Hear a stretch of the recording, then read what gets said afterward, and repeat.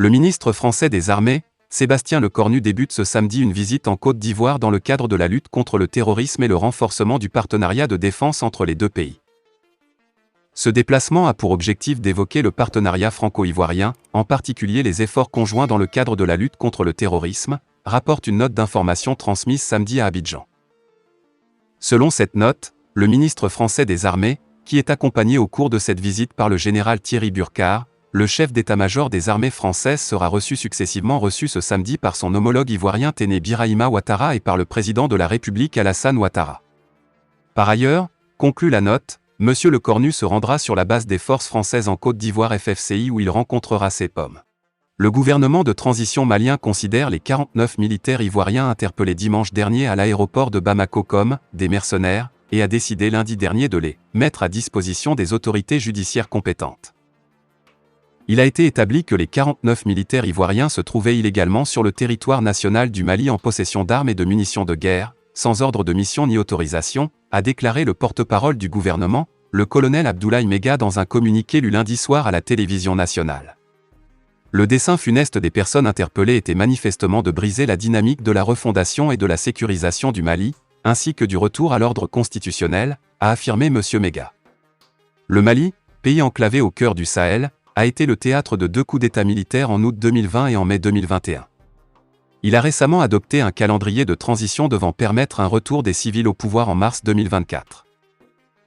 La crise politique va de pair avec une grave crise sécuritaire en cours depuis le déclenchement, en 2012, d'insurrections indépendantistes et djihadistes dans le Nord. Éléments nationaux de soutien. Le porte-parole de la mission des Nations Unies au Mali, MINUSMA, Olivier Salgado, avait laissé entendre plus tôt que les militaires interpellés faisaient partie des éléments nationaux de soutien, NSE, logistique à la MINUSMA. Les NSE, a précisé M. Salgado sur son compte Twitter, sont des effectifs nationaux déployés par les pays contributeurs de troupes, en soutien à leur contingent, une pratique communément appliquée dans les missions de maintien de la paix. D'après nos informations, leur relève du 10 juillet aurait été préalablement communiqué aux autorités nationales, avait-il aussi affirmé. Les autorités maliennes relèvent pour leur part que leur ministère des Affaires étrangères n'avait pas été informé par les canaux officiels. Le gouvernement malien a aussi noté une « violation flagrante » du code pénal malien, incriminant les atteintes à la sûreté extérieure de l'État dont l'atteinte à l'intégrité du territoire. Une partie des militaires ivoiriens retenus sont venus au Mali sur la base d'une convention pour travailler sur la base logistique de la société Sahelian Aviation Service, SAS, pour le compte de la MINUSMA, avait déclaré à l'AFP un diplomate ivoirien sous couvert de l'anonymat.